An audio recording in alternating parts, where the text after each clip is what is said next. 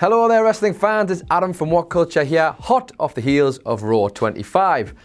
Well now, well, that was something, wasn't it?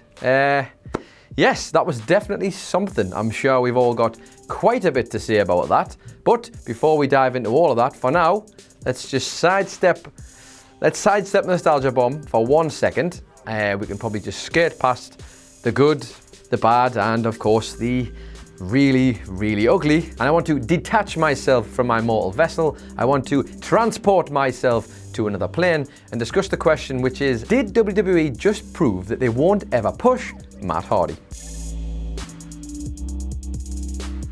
Now, I think it's fair to say nobody likes a knee-jerk reaction to something, unless, of course, you're trying to pass your patella reflex test on your medical, in which case, you definitely do. But I couldn't help but get the feeling that Matt Hardy's match last night was slightly a complete waste of time, and I have to say it has made me extremely worried about the future. Walking Matt Hardy was one of many modern acts to grace the Manhattan Center for Raw 25 last night, and I have to say his match, or should I say one battle in the Great War against his eternal rival Bray Wyatt, was little more than a steaming pile of shit.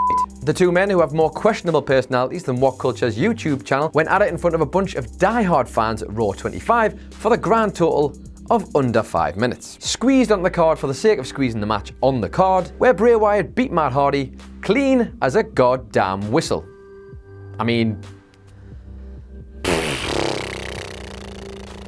you've got the Royal Rumble pay-per-view on Sunday, where they're already having a match. You've got a weird feud between two eccentric characters that's been building for quite some time now. And you've got a rejuvenated walking Matt Hardy, who's undefeated since his character transformation back at the start of December, who until this point you'd assume they were probably trying to get over. And what do? They just take all three of those things and quite simply delete! Now, I really want to be wrong here, because I would love to see the Walking Matt character get the proper recognition it deserves on the big WWE stage. However, this flippant defeat suggests to me that WWE aren't actually that bothered about pushing him, to be honest. We've seen it before with Matt Hardy's version 1 character. It had great potential, it was never really entrusted to go any further than the mid-card, and unfortunately it just fizzled out. Just like a fart in the wind, just floated away.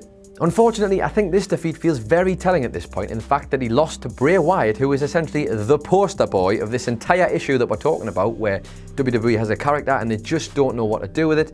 Well, I think that speaks for itself. Before Raw 25, my biggest concern was that the legends were probably going to bury some of the younger talent. And let's not even get started on what happened to the Revival and how they got absolutely ascensioned by D-Generation X. But quite frankly, it's just as well that the creative team weren't part of APA's poker game last night, because it pretty much seems like they have shown their hand when it comes to walking Matt Hardy and where they see him in the future. I can only hope I'm wrong on this one, or how I want to be wrong, but unfortunately I get the feeling that the deja vu I'm experiencing is not a coincidence. That's our video on walking Matt Hardy. What do you guys think? Do you think Matt is doomed before he's even started, or do you think it's a case of shut up Adam, you bargain bin Daniel Bryan, you know nothing, you knee-jerk reaction little prick? Let us know your thoughts in the comments below. Don't forget to like, share and subscribe, and if you want to find more content like this, then head over to whatculture.com right now for more juicy, delicious content that you all love so greatly. My name is Adam Nicholas. I hope you've all had a wonderful time watching this video, and as always, have a fucking great day.